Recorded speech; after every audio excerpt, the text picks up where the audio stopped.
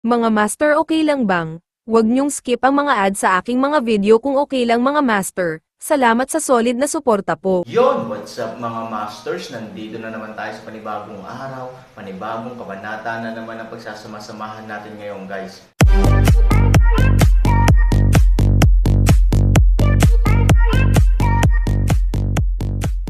Bali mga masters, kung bago ka pa lang po sa aking YouTube channel, please click the subscribe button, lalong-lalo na po yung notification bell guys, para maging connected pa rin tayo sa isa't isa at maging updated kayo sa mga susunod ko pang video.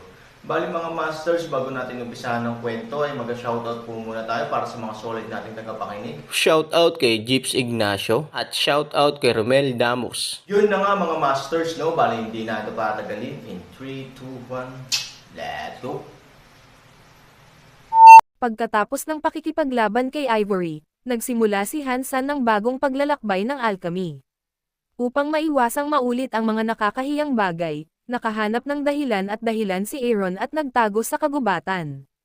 Sa karanasan at mga aral sa huling pagkakataon, hindi nang ahas si Hansan Chen na iwan ang Double Dragon Tripod kahit kalahating hakbang sa pagkakataong ito, at maingat at matiyak ang binabantayan ang pagdadalisay ng gamot. Makalipas ang isang araw at isang gabi, maingat na binuksan ni Hansan ang takip ng tripod. Oo nga, na may mahinang halimuyak, alam ni Hansan na ang kanyang kung fu ay karapat-dapat sa kanyang puso, at ang mga bagay ay naging. Nang kumalat ang usok, ang buong mga tabletas ay tahimik na nakahiga sa kaldero, na sinamahan ng bahagyang pagkislap ng pilak na liwanag. Shit, perpekto, ngumiti si Hansan Chen. Para siyang unggoy na bumababa sa bundok. Mabilis niyang nakolekta ang lahat ng mga tabletas. Maya-maya, kinuha niya ang tripod at bumalik sa kahoy na bahay. Ang mga naunang pagkakamali at kahihiyan ay tuluyan ng maibaba. Nang maibigay ang mga tabletang ito sa lahat, naisip ni Han na 3,000 na maaari niyang tanggalin ang kanyang sombrero ng kahihiyan. Matapos tingnan si Ningyu, tinawag siya ni Hansan Chen sa labas. Baka mahirapan kang magsanay kamakailan. Araw-araw akong magbibigay ng pills. Aaron, posible bang masyado itong na-encourage? Tanong ni Ningyu, hindi naman malaking problema ang matandang miyembro, pero kung tutuusin, sa simula pa lang ang mga tinawagan mo. At saka, naniniwala ka ba talaga sa kanila? Kung hindi ka naniniwala, kailangan mong maniwala. Paanong susuko ang kabilang panig? Lagi silang babalik. Habang tumatagal ang tahimik, mas mabangis ang darating na araw. Ang mga matatandang disipulo ng Mystic Alliance ay dumanas ng matinding pagkatalo. Kung sila ay nahaharap sa isang malaking digmaan, ito ay malinaw na napakahirap. Lagi nating kailangan ang tulong ng mga taong ito. Kaya, tumanggo si Ningyu, I see. Matalo ka man o manalo, kailangan mong tumaya. Sayang talaga kung aamin ka ng pagkatalo ng hindi man lang nagsusugal. Huwag kang mag-alala, alam ko ang gagawin. Sa karagdagan, mabibilang mo ang bilang ng mga matandang disipulo. Maliban sa mga may mahalagang gawain, lahat sila ay lalapit sa akin. Hihintayin ko sila sa kakahuyan mamayang heteng gabi. Han 3,000 daw. Sumimangot si Ningyu, pwede ba akong magtanong pa? Tinatanong mo ba ako kung ano ang gusto ko? Tanong ni Han. Tumanggo si Ningyu. Alam ko na ang bagyo ng kabilang panig ay dapat na napakalakas, ngunit sino ang makakaalam kung gaano ito kalakas? Bagaman maaari tayong umasa sa pader ng lungsod upang ipagtanggol, huwag kalimutan na ang kabilang panig ay malinaw na inaasahan ito. Ang higit pa, ang pinakamahalaga ay kahit na ang mga sundalo na dapat mahulog sa lungsod ay tapat sa atin. Maaari silang maging mga sundalo bago at pagkatapos. Alam nila ang kanilang pinagmulan. Sa kabilang banda, hindi ko alam kung sino ang kanilang gagawin, dalhin sa pag-atake sa amin sa oras na ito. Ang sikreto ng kaaway ay ang sitwasyon. Sa puntong ito, dapat nating maunawaan at gumawa ng isang bagay upang makayanan ang kanilang mga pakinabang. Ano sa tingin mo? Tanong ni Ningyu. Kapag ang isang malaking hukbo ay pumipindot sa hangganan, ito ay pinakatakot na matrap. Ito ay hindi lamang bitag ng mga tao, kundi pati na rin ang kanilang espiritu. Han 3,000 daw. Tumanggo si Ningyu, eksakto. So ibig mong sabihin, hayaan ang isang grupo ng matatandang miyembro. Malamig na ngumiti si Aaron, isang matalim na kutsilyo ang biglang pumasok sa balat ng rhinoceros. Ano sa tingin mo ang mangyayari? Sa pagsasalita tungkol dito, ngumiti si Han Sang-sia, ganon. Baka daling palibutan ako, ganito na ang ayos, hating gabi na ngayon, maging on time, pagkatapos noon, tumalikod si Han at naglakad patungo sa kakahuyan, sa pagtingin sa cool at walang malasakit na likod ni Han Sanchen, si Ning Yu ay natigilan sa una, at pagkatapos ay biglang ngumiti, alam niya na ang lalaking nasa harapan niya ay may kabuuang plano, sundin siya at huwag mag-alala kung ano ang susunod na gagawin, dahil palagi siyang naghahanda ng maaga, gayunpaman, paano magiging matalim na kutsilyo ang isang grupo ng matatandang miyembro, na curious siya, nakakatuwa, malumanay na ngumiti si Ning Yu at lumingon upang tipunin ang mga tao. Storytelling channel sa YouTube. Sa katunayan, hindi lang si Ning Yu ang nakaka-curious, kundi pati na rin ang isang grupo ng matatandang miyembro na pinangalanan. Higit pa rito, ang ilang mga tao ay nag-iisip na ang alchemy ng pinuno ng alyansa ay nawasak sila sa kalagitnaan ng gabi at hiniling sa kanila na panasan ang kanilang mga puwit. Gayunpaman, nang dumating si Zishi at nagtipon ang mga tao sa itinalagang posisyon, nakatayo na doon si Han Sanchen na naghihintay ng mahabang panahon. Ali leader, ang mga tao ay may sariling mga ideya, ngunit nagsasalita pa rin sila ng may paggalang sa oras na ito. Nandito na sila. Mahinahong sabi ni Han Sanchen.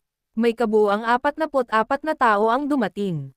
Ang ilan sa mga nasugatan ay nagpapagaling pa. Hindi sila pinayagan ni Commander Ning na makilahok. Natatakot ka ba sa kamatayan? Bumalik ang tingin ni Han San sa karamihan. Bagamat umiling ang lahat, hindi malinaw kung bakit nagtanong si Han Sanchen. Ang kayamanan at dangal ay hinahanap lahat sa panganib. Ngunit alam ko rin na ang bawat isa ay may iba't ibang pananaw sa buhay at kamatayan. Kung ang isang tao ay natatakot, maaari silang umalis. Hindi ito hihilingin ni Mr. Aaron, at hindi rin siya minamaliit ng sinuman. Kung ikaw ang kapatid ko, palagi kang magiging kapatid ko. Marahan na ngumiti si Han 3000. Ang kanyang mukha ay puno ng mga ngiti, na ginagawang ang kanyang mga salita ay hindi lamang walang kahulugan ng pang-aapi, ngunit din ay nagpapaginhawa sa mga tao. Ali leader, common sense na ang mga tao sa Jiangho ay may buhay at kamatayan. Alam namin ito bago kami sumama sa iyo. Ngayon, sa napakatagal na naming pagsali sa liga, nakita namin ito ng mas lubusan. Walang dapat ikatakot ng kamatayan, halaga lamang o hindi. Oo, sulit na gawin ang anumang bagay sa isang leader ng alyansa na tulad mo, kaya ano ang takot sa kamatayan? Alay leader, hindi ka dapat nagtatanong ng ganyan. Matagal na kaming kasama mo. Hindi mo ba alam kung sino kami? Sabihin mo lang sa amin kung ano ang dapat mong gawin. Kung mamatay ka, nangangako kaming tatapusin ito. Panipi, sa pagtingin sa isang grupo ng mga tao na isa-isang tumalikod sa kamatayan, labis na nasisiyahan si Han San, sinabi ko na ang kayamanan at dangal ay nasa panganib. Dahil handa kayong lahat na makipagsapalaran, pagkatapos ay kayamanan at karangalan muna. Pagkatapos noon, lumipad palabas si Han Sanchen na may hawak na mahabang tela. Nang bumagsak ito sa kanilang harapan, nakalahad na ang mahabang tela, at halos natatakpan na ang isang tumpok ng mga tabletas dito. This is, natigilan ang isang grupo ng mga tao. Malinaw, nagulat sila sa napakaraming bilang ng mga tabletas. Para sa 40 tao, may mga 7 para sa isang tao sa karaniwan. Maaari mong kainin silang lahat. Han 3,000 daw. 7 para sa isang tao. May nagmamadali. Any questions? May kakaibang sinabi si Han Sanchen. Leader ng alyansa, hindi tanong kung may problema. 7 para sa isang tao. Bagamat may pera kami sa liga, hindi ka namin kayang suportahan ng ganito. Hindi siya naglakas loob na sabihin sa susunod na talunan. Hehe, tignan mo yung pangako mo. Malungkot na sinulyapan siya ni Han 3000, kaunting tableta lang ay matatakot ka ng ganito. Paano ka makakabalik doon? Uminom ka ng 7 pildores para sa isang tao at ibigay mo sa akin ngayon. Bilang karagdagan, sinasabi ko sa iyo, sa susunod na 3 araw, bawat isa sa inyo ay hindi makakain ng kahit ano. Ibigay mo na lang sa akin ang mga tabletas dito. Ako na ang bahala sa aking punan. Naiintindihan mo ba? Ang sama-samang katangahan ng isang gang ng mga tao. Iniisip pa rin ng iba na walang mali sa 7. Pagkatapos ng lahat, ang kapaligiran ng leader ng liga ay hindi isang problema sa lahat, ngunit ang problema ay upang Manatiling buo, ang bagay na ito ay sobra-sobra, ito ay tulad ng pagkuha ng pera bilang papel upang panasa ng iyong puwet, ikaw ay nasa isang maluwag na estado kung mayroon kang mga kalakal, maaari kang magkaroon ng mga kalakal, ngunit hindi ito ang paraan upang gawin ito. Anong meron? Hindi, tumingin si Hans Sanchen sa isang grupo ng mga ganap na hanggal na disipulo, alay leader. Anong pagkain? May nagtanong na medyo nahihiya. Oo. Pinuno ng alyansa. Masyadong sayang ba ito, kung hindi lang dahil sa malaki mong bibig? Gusto pa kitang bigyan, kumain ka na agad, huwag kang magmumukhang hindi mo pa nakikita ang mundo. Kapag kinain mo na, kailangan na nating gawin ang susunod na hakbang. Pagkatapos noon, tinitigan ni Han Sanchen ang lahat ng naroroon, nang makitang ganito ang nangyari. Ang isang grupo ng mga tao ay wala nang masabi pa sa oras na ito, pinulot nila ang mga tabletas sa lupa at desperadong kumain. Hindi nila kailanman naisip na kainin si Dan bilang pagkain sa kanilang buhay, at hindi rin sila naging labis-labis, ngunit ang hindi nila maiisip ay ang mga ito ay simula pa lamang, at ang tunay na magandang dula ay dahan-daang lumalabas sa likod. Mayroong 7 tabletas. Ang bawat tableta ay halos kasing laki ng kamao. Pagkain pa lang ng mga tabletang ito, maraming tao ang mabusog on the spot. Gayunpaman, sa oras na ito, muling bumangon si Han Sanchen. Sa pamamagitan ng paggalaw sa kanyang kamay, 50 magic soldiers ang direktang itinapon sa lupa mula sa kanyang mga kamay. Ang bawat espada ay maaaring tumayo sa lupa ng 3 minuto sa lupa, ngunit hindi nito natatakpan ang hugis ng espada mismo. It's not an excellent weapon, but at least it's much better than what I gave you before. Lahat sila ay mga espada na may katulad na hugis. Magkaroon tayo ng isa para sa bawat kandidato. Sa pagtingin sa gininto ang espada, isang grupo ng mga disipulo ang ganap na nalilito at tulala. Ang ibinigay sa kanila ni Han Sanchen noong nakaraan ay kalkulado, ngunit kumpara sa kung ano ang mayroon sila ngayon, mayroon pa ring malinaw na agwat. Kahit na, ito ang pinakamagandang magic weapon na nakita ng ilang tao sa kanilang buhay. Ibigay mo sa amin. No, just some magic soldiers. How come they all have the level of gold magic soldiers? Shit, if you can get it, you have to be an expert. Diba, ang purple gold magic weapon ay isang super magic weapon na lumabas sa mundo. Natatakot ako na ang makakapanalo nito ay 2 klase din ng super masters na sina Lu at AO. Ang magic weapon ng isa. Ang mas mababa sa kanila ay natural na isang kinakailangang magic weapon para sa mga nangungunang eksperto sa lahat ng uri.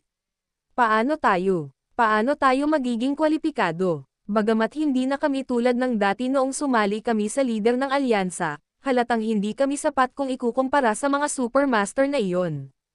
Parang hindi namin deserve ang ganitong klase ng magic weapon. Talaga, ang isang grupo ng mga tao ay nagulat at nainggit, ngunit pagkatapos ng inggit, sila ay puno ng kaalaman sa sarili. Tanging si Han Sanchen, sa oras na ito, ang napangiti, lahat sila ay mga kapatid ko ni Han Sanchen. Ano ang nararapat sa iyo? Ano pang hinihintay mo? Pumili ka na lang kapag sinabihan ka na. Ang ilang mga tao ay natatakot pa ring lumaban, at sinabi, ngunit, pinuno, bagaman ang aming mga nagawa ay sumikat sa iyong liwanag, kung tutuusin. Kung tutuusin, kung talagang gusto naming tumugma sa mga eksperto, kami ay nasa yugto pa rin ng bag ng damo. Binibigyan mo kami ng napakagandang magic weapon. Isang magandang kabayo na may magandang saddle, kami ay wala. Sunod-sunod na tumango ang isang grupo ng mga tao. Aaron sneered, dahil alam mo ang isang mahusay na kabayo na may mahusay na saddle, hindi mo susubukan na maging isang mahusay na kabayo na may isang mahusay na siya. Nakain mo ba ang lahat ng mga table tasks para sa walang kabuluhan? O, isa ka lang grupo ng mga talunan na walang ambisyon at ayaw ng anumang lugar para sa pagpapabuti. Kung gayon, huwag pumili ng mga magic soldiers. Bumalik ka. Pagkatapos noon, inilayo ni Han Sanchen ang kanyang mukha at tamad silang hindi pinansin. Hindi naman sila walang ambisyon, ngunit dahil bigla silang napaboren, hindi maiiwasang hindi nila ito matanggap sa loob ng ilang panahon. May inferiority complex ang mga tao. Normal para sa kanila na biglang umakyat sa isang ganap na hindi pamilyar na yugto at nahihirapang tanggapin. Gayunpaman, nang makitang galit na si Han Sanchen, wala nang anumang alalahanin ang gang. Ang kanilang mga puso ay nag-cross. Gayunpaman, kumukuha sila ng mga kayamanan, hindi humihiling sa sino man na mamatay. Bukod dito, hindi sila natatakot na mamatay. Natatakot ba sila sa bola? Saglit lang, hinawakan ng isang tao ang lahat sa kanyang mga kamay, at pagkatapos ay tumayo sa isang linya, naghihintay para sa Aaron na huminahon. Si Han Sanchen ay talagang nasiyahan sa kanilang pagganap. Pagkatapos ng lahat, ito ay maaaring patunayan na sila ay hindi partikular na sakam na mga tao at may sariling kaalaman na pangalan. Ito ay isang magandang bagay. Nang makitang kinuha na nila ang mga sandata, lumingon si Han Sanchen at sinulyapan ang lahat ng mga tao na nagkukunwaring hindi galit, hindi mo kailangang maging masyadong maingat. Natural lang na magbabayad ka ng higit sa iba kung kukuha ka ng magagandang bagay at kukuha, magandang pills. Sabay-sabay na tumango ang lahat. Bueno, ang mga tao ay umaasa sa mga damit at ang mga kabayo ay umaasa sa mga saddle. Ngayon ay tinulungan na kita sa iyong panlabas at panloob na mga kasanayan, ngunit kung gusto mong mahusay na laruin ang mga ito, kailangan mo ng isang set ng perpektong mga kasanayan sa pag-iisip at mga kasanayan sa kasanayan bilang isang koneksyon. Kaya mula ngayon, ituturo ko sa iyo ang dalawang kasanayang ito. Kung gusto mong hindi mamatay sa larangan ng digmaan, kailangan mong matutong matalo ng mas pribado. Sa madaling salita, ngayon nagsimula na ang iyong tunay na paglalakbay sa demonyo. Pagkatapos noon, ngumiti si Han Sanchen na may bakas ng kasamaan, gaano ito kasarap at kung gaano kasaya itong kumain. Susunod, kailangan mong magbayad ng doble sa sakit. Sa pagtingin sa mga mata ni Han Sanchen, isang grupo ng mga disipulo ang malamig sa kanilang likuran. Kahit na hindi nila alam kung ano ang gustong gawin ni Han Sanchen, ang mga mata lang niya ang nagpaunawa sa lahat. Something terrible is coming. Yun na nga mga masters, no? Bali panibagong kabanata na naman yung natapos natin ngayong gabi. Muli, maraming salamat po talaga sa walang sawang suporta po sa aking YouTube channel na talagang inaabangan nyo po ang bawat upload ko po. Bali mga masters, magkita-kita ulit po tayo bukas ng gabi at ngayon po ay magpapaalam po muna tayo. Bali mga masters, bye-bye!